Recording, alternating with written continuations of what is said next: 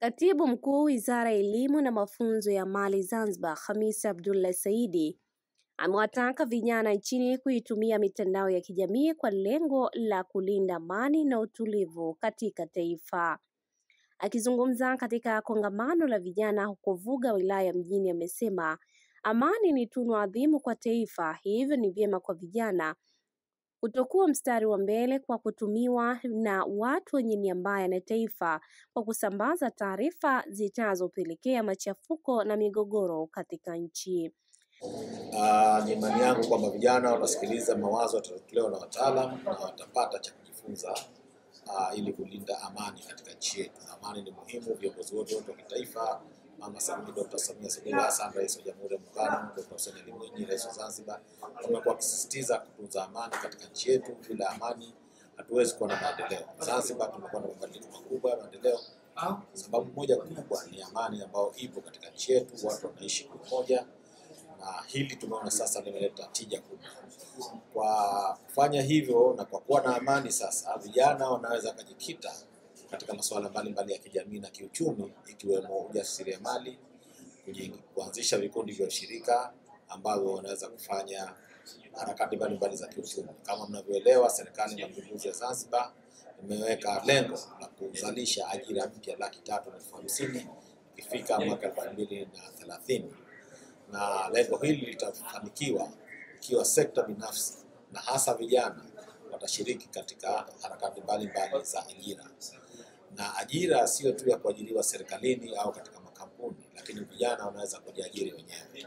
Na serikali imetenga bilioni 100 kupitia Zanzibar Economic Empowerment Agency ile ZEA kwa ajili ya kuwawezesha vijana kupata ajira. Sasa fedha hizi ni nyingi. Tunatakiwa vijana wajiunge kama vikundi, wapate mafunzo ya uanzishaji wa miradi, lakini vile vile uzalishaji, wapate mafunzo ya masoko ili waweze kuzalisha bidhaa nzuri na kuweza kuziuza ndani na nje ya nchi. Hizi si fedha kidogo, na naamini zinaweza kuweko zaidi kwa sababu utaratibu wake ni wa mzunguko. Ukikopeshwa hamna riba, alafu unarejesha, wanapata wengine, na serikali inaongeza zaidi na zaidi. Fedha hizi zinaweza kusaidia sana kwa vijana wetu. Sasa changamoto ni kwa vijana wenyewe kupanga na kuwa tayari kujishughulisha. Zanzibar, uchumi wetu kwa kiasi kikubwa ni uchumi wa huduma. Tunatoa karafuu, lakini utalii unachangia kwa kiasi kikubwa. Kuna huduma mbalimbali za utalii ikiwemo hoteli zenyewe, usafirishaji, vyakula na biashara ndogo ndogo. Vijana wanaweza kuzalisha bidhaa zenye ubora na wakauza hapa kwa watalii mbalimbali kama ni sehemu ya zawadi, na fedha za kigeni zikabakia katika nchi yetu. Serikali ikapata kodi na vijana wenyewe wakafaidika wao pamoja na familia zao.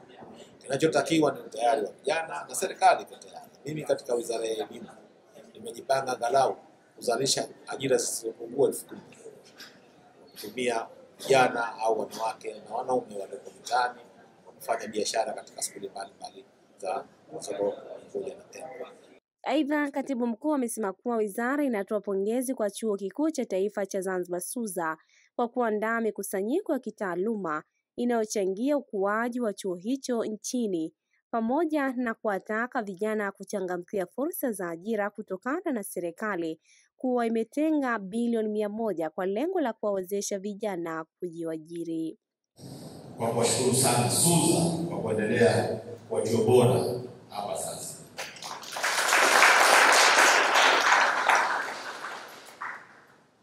Na kwa kuanzisha na sasa kuendeleza harakati hizi za makongamano ya kitaaluma.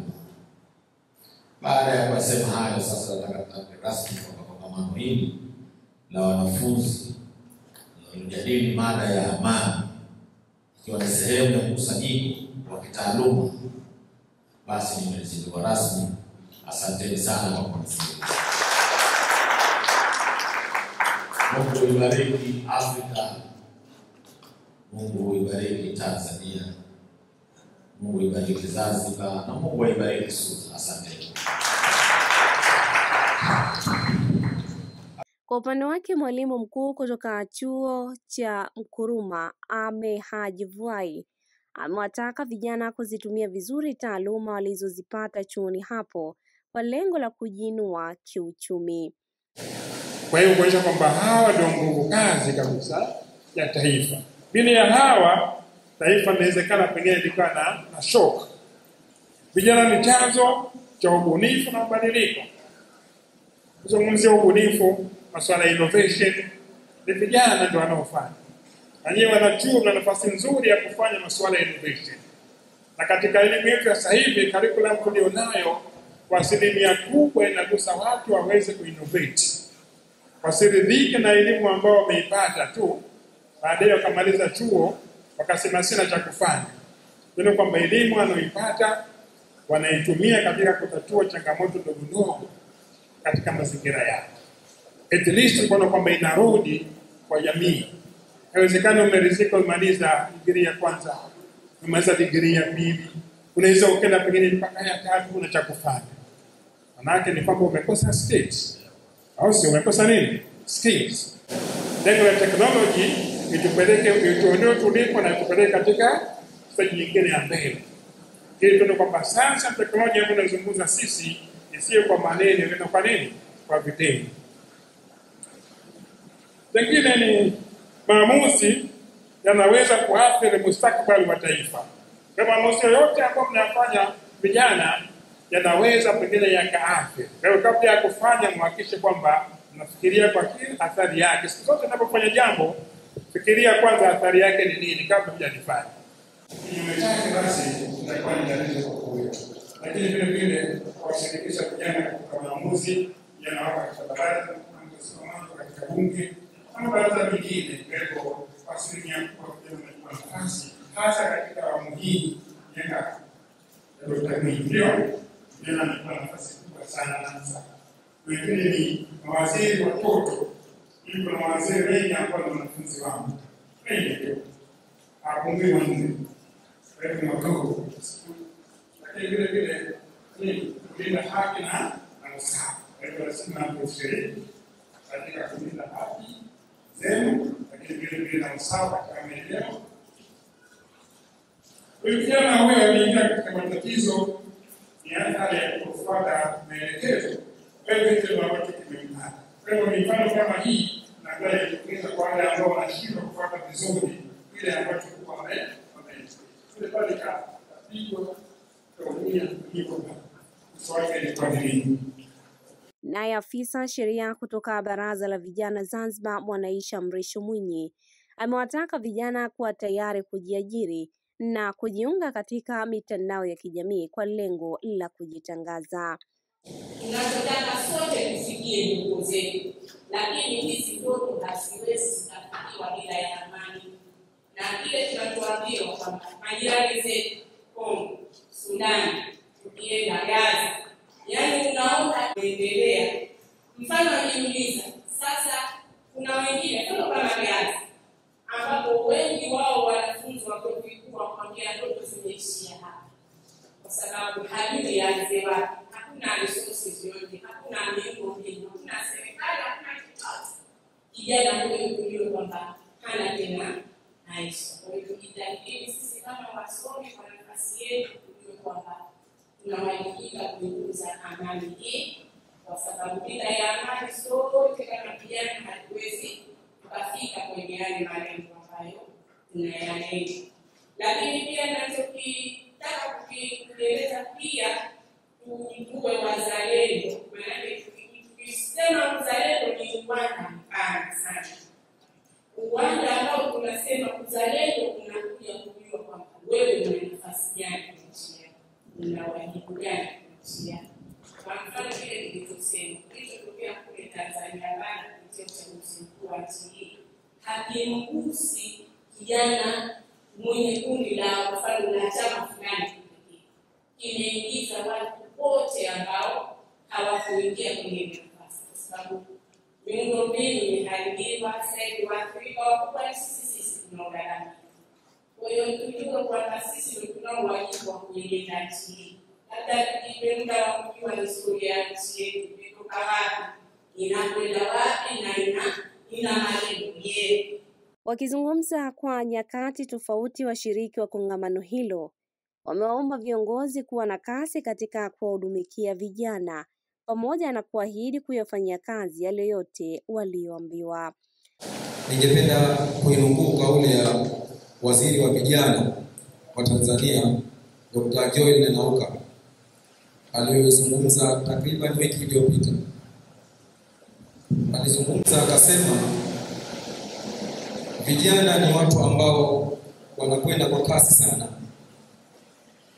Basi ikiwa vijana ni watu ambao wanakwenda kwa kasi sana, basi na mambo yao yanahitajika kutekelezwa kwa kasi vile vile. Sasa kwa mujibu wa kauli yake hii, yaonekana vijana sisi hatuna tabu. Kinachotakikana ni kwamba ile kasi ambayo imekuja katika teknolojia ili isije ikatuathiri, basi moja kwa moja wale viongozi wetu tunawaomba wawe na kasi vile vile katika kusaidia juu ya yale mambo ambayo sisi tunayataka. Nilishawahi kupata nafasi ya kushiriki katika kongamano la Kigoda ambayo sisi viongozi wa serikali za vyuo vikuu na vyuo vya kati tulikuwa ni tatu katika kushajihisha na kuleta ushirikiano na wanafunzi wenzetu na hata majirani zetu na ndugu na jamii kwa ujumla. Kwa hiyo ningependa kutoa shukrani za dhati kwenda chuo kikuu na hasa katika uongozi mzima ulioandaa kongamano hili la Kigoda ambalo ni endelevu. Je, serikali iko na mpango gani katika vyama vya siasa kuhakikisha kwamba wakati wa siasa ama uchaguzi mkuu hususan panakuwepo na amani za kudumu ambao kwamba imetokea kwa mfano katika mwaka huu wa 2025 ili tuweze kuwa na amani ya kudumu kwa muda wote nchini. Sisi vijana ya kudumisha amani katika taifa letu, hususan sisi vijana ambao tumeelimika. So tunapaswa kuchukua hii elimu na kuitumia sisi wenyewe na kuwashajiisha wenzetu ambao hawajafika hapa. Pia vile vile ni washauri walimu wetu pamoja na wahadhiri wetu waendelee kutushajiisha, kwa sababu siku zote akili inafanya kile ambacho kinaamini. Wako wengi wana graduate na naamini watu wana graduate wakiwa na uwezo, skills mbalimbali, kwa sababu kozi zetu zina relate na mazingira kwa kiasi kikubwa. Lakini serikali inatengeneza mazingira gani kuhakikisha kwamba hawa watu kama wanataka kuwa self employed wajiajiri wenyewe, ni mazingira gani au mikakati gani tumewatengenezea ili waweze kujiajiri? Ukinyosha dhamira yako vizuri, ukasimamisha nia yako, ukiwa unaongozwa na imani, au kufanikiwa sana. Lakini nyingine ni ile hamu, dhamira ile yetu ya sana. Eka hamu na dhamira yako na lengo lako uliyoweka. Utakwenda. Hapo ni mpango mzima. Lakini umeweka dhamira, unabidi mwenyewe kufaidika. Kabla ya kuja Ibilisi sasa hivi, niko kule mtaani kiongozi wa baraza la vijana. Kuna miradi tofauti mimi nilikuwa sana karibu nayo. Na mimi tulichukua kalo basi. Sita baada ya hapo tunafuatia. Ndio wiki tunaandaa kuna kidi hata kwa shule hakuna neno. Kwa vijana leo hamna nidhamu au una upungufu wa nidhamu. Kumbe kuna zile zisizo za nidhamu, nasikia kijana ana adabu, anapigia mzee, anaheshimu huyu, lakini kuna pengine kimoja kwenye nidhamu hamna. Japo kwa sasa hivi si hapa, tunashukuru Mheshimiwa Rais kakuza sana katika hii confidence base, ndio maana mpaka kufungua mtuma kwamba watu waweze kusomeshwa ili waweze uwezo wao hata katika fani ya creative. Kwa maana tukisema creative ni pesa. Kwa maana mtu yeye mwenyewe kupitia ubunifu wake anaweza kujiajiri na kupata pesa zaidi ile ambayo anafikiria. Kwa hiyo hapa ninachokiomba kwamba serikali wasizingatie hawa sasa kote yao washasoma kwa lengo la kupata kuajiri au kujiajiri wenyewe. Tuangalie wale nyuma ndio ambao wanazua migogoro. Je, sisi tutaweza kujiajiri vipi ikiwa elimu aliyopewa haikuwa na lengo la kuwezesha wao kuweza kujiajiri? Mada iliyojadiliwa katika kongamano hilo ni umuhimu wa vijana katika kulinda amani kwa maendeleo ya taifa. Hii ni Zantime, usisahau kusubscribe, kushare, kulike na kucomment.